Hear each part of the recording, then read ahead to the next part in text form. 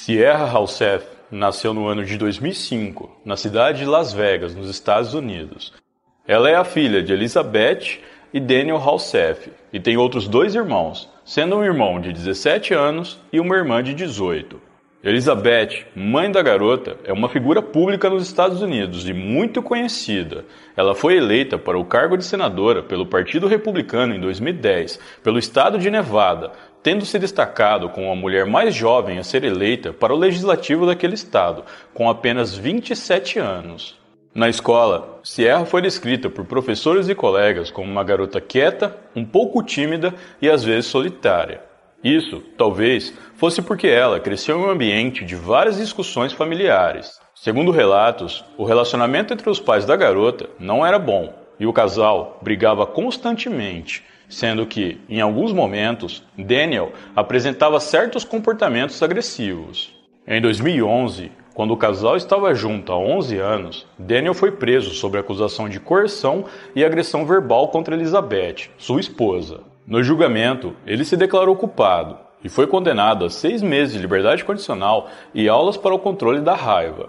Um ano depois desse episódio, em 2012, Elizabeth entrou com um pedido de divórcio. Em paralelo ao rompimento de seu casamento, a mulher também renunciou ao cargo político, dizendo que estava muito sobrecarregada por ser mãe solteira e ainda lidar com seus problemas em casa, o que dificultava que ela exercesse seu trabalho.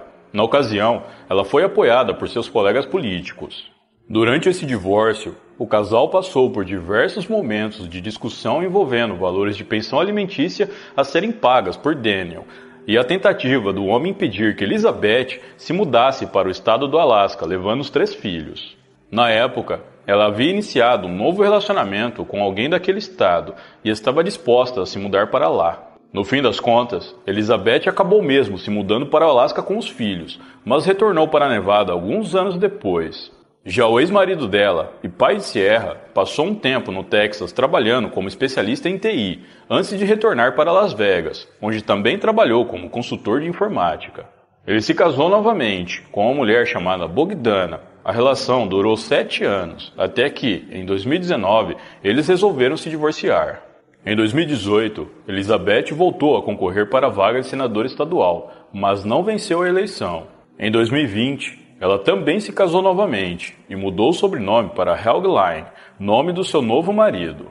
Após o novo casamento da mulher, Sierra e seus 2 irmãos estiveram envolvidos numa batalha judicial entre Elizabeth e Daniel por suas custódias. Com isso, os filhos do casal foram morar com o pai, mas em agosto do mesmo ano, Daniel acabou sendo condenado a devolvê-los para Elizabeth, depois que o juiz do caso descobriu que ele havia violado um acordo inicial entre ele e sua ex-mulher. Enquanto isso, ainda em 2020, em meio às batalhas jurídicas dos pais, Sierra, com 16 anos, iniciou um namoro com Aaron Guerreiro, de 18 anos. É dito que, devido a todo o relacionamento conturbado de seus pais, a garota acabou se apegando e muito ao namorado. Os dois, inclusive, tinham planos de fugir juntos para Los Angeles, na Califórnia.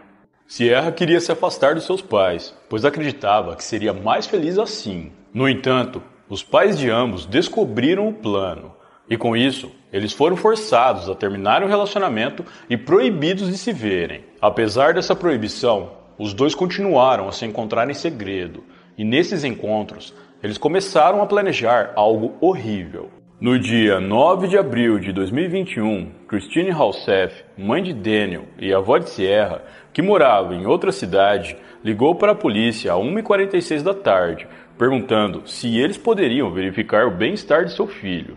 Ela disse aos policiais que Daniel estava desaparecido há 2 dias e que tanto ela, como seus colegas de trabalho e outros parentes e a ex-mulher dele tentaram contato, mas não obtiveram nenhuma resposta. Christine disse ainda que Bogdana, a segunda ex-esposa de Daniel, a notificou sobre as atividades suspeitas em uma conta bancária que os dois ainda compartilhavam, o que aumentou sua preocupação sobre a situação de seu filho. Segundo ela, houveram saques na conta de Daniel em 3 caixas eletrônicos diferentes. A própria Bogdana disse que, ao perceber a movimentação estranha, ela enviou mensagens de texto para Daniel, o questionando sobre isso, mas ele não respondeu nenhuma delas. Ela também tentou ligar para o homem, mas ninguém atendeu. Segundo ela, ele nunca havia feito tantas movimentações financeiras em tão pouco tempo, o que acabou chamando a sua atenção.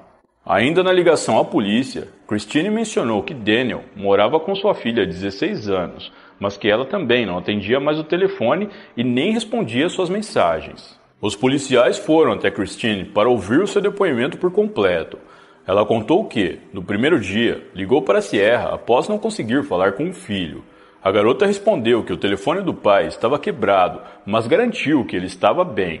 No dia seguinte, ela continuou sem receber notícias. Então voltou a ligar para a neta, exigindo conversar diretamente com seu filho. Mas a garota deu outra desculpa, dizendo que ele estava tomando banho. Já desconfiada, ela então ameaçou chamar a polícia, ao passo que Sierra desligou o telefone. Após isso, Christine ainda insistiu tentando falar com a neta novamente e enviou outra mensagem, implorando para falar com Daniel urgentemente e dizendo que estava muito preocupada com ele, mas a garota não atendeu mais. A partir daí, Christine disse sentir que algo de muito errado estava acontecendo. Após as tentativas falhas de falar com o filho e a neta, a mulher ligou para Peg Newman, uma amiga de Daniel e proprietária da casa onde ele morava, pedindo para que ela passasse pela casa para verificar o que estava acontecendo. Peg atendeu ao pedido, mas só conseguiu ir até a casa algumas horas depois. Ao chegar lá, ela percebeu que algum tipo de acidente parecia ter acontecido e permaneceu parada na frente enquanto ligava para um amigo, pedindo que ele fosse até lá e entrasse com ela.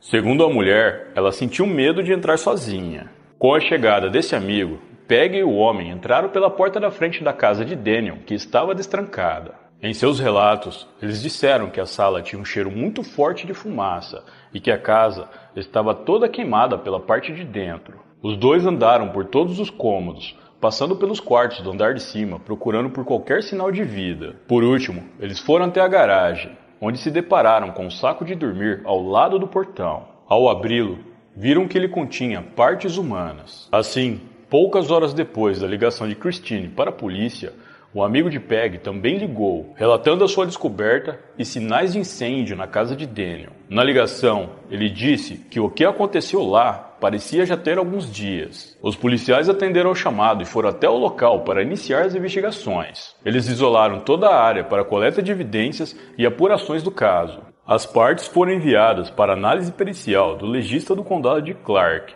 e foi identificado como sendo de Daniel Halseth, algo que as autoridades já suspeitavam. Logo após as primeiras investigações, os detetives declararam Sierra Halseth e o seu namorado, Aaron Guerreiro, como os principais suspeitos do crime. Os investigadores tiveram acesso a um vídeo obtido do aparelho celular de Sierra, que mostra o casal rindo sobre ter supostamente cometido o crime. No vídeo, gravado dentro de uma barraca ao ar livre, Aaron começa a filmagem agradecendo as visualizações em seu canal do YouTube para mais um vídeo, que era gravado 3 dias depois de ter tirado a vida de alguém. Após sua fala, Sierra o recrimina e pede para que ele não diga isso na câmera. O garoto responde, dizendo que valeu a pena, e beija a namorada na testa. A filmagem ainda mostra Aaron dando uns tapinhas no rosto de Sierra e brincando com ela, simulando um crime. Ao fim, eles se gabam de terem tido várias relações após o crime. O casal era muito ativo nas redes sociais e costumava postar diversas coisas a respeito de suas vidas através de vídeos, fotos e texto. O vídeo foi gravado para ser publicado no canal de Aaron, mas não chegou a ser colocado lá. A polícia também teve acesso às câmeras de segurança de uma loja de departamentos que mostram Aaron comprando serras e luvas na madrugada antes do crime. Esses itens foram encontrados mais tarde dentro da casa de Daniel. Além disso, câmeras de um caixa eletrônico mostraram Sierra usando os cartões de débito do seu pai para obter dinheiro.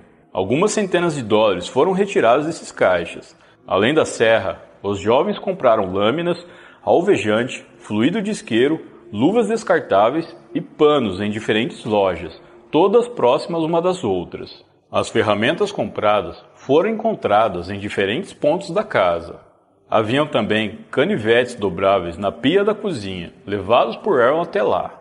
Segundo a perícia, Daniel tinha 70 perfurações causadas por um objeto pontiagudo com lâmina. Depois de já estar sem vida, Daniel foi dividido e colocado dentro de um saco de dormir. Em seguida, A garagem onde estava o saco foi incendiado na tentativa de destruir evidências, algo que não deu certo. Além da garagem, o incêndio atingiu a sala de estar e outros cômodos da casa. Devido a todas as evidências encontradas na casa, as autoridades estavam convictas de que Sierra e o seu namorado Aaron eram os responsáveis pelo crime. Pouco tempo depois, um mandado de prisão foi emitido contra os dois, que até então eram dados como foragidos. Eles foram encontrados e detidos no dia 13 de abril de 2021, na cidade de Salt Lake, no estado de Utah. Os dois estavam hospedados em um hotel. Após a prisão, Aaron e Sierra foram transferidos de volta para Nevada para aguardarem seus julgamentos, que aconteceria no Tribunal de Justiça de Las Vegas. Eles foram colocados no centro de detenção do condado de Clark. Segundo os investigadores, cerca de 20 minutos depois de falar pela última vez com a avó, Sierra saiu de casa com o namorado usando o carro Nissan do seu pai, conforme pôde ser visto por imagens de vigilância. Aaron havia fugido de casa na madrugada do dia 8, um dia antes do corpo de Daniel ser encontrado. Depois das prisões, a polícia reuniu mais provas contra os jovens, como um vídeo de câmeras de segurança em que é possível ver Sierra comprando 2 galões de água sanitária e 1 galão de suco de laranja. A água sanitária teria sido usada para ajudar na limpeza do local do crime.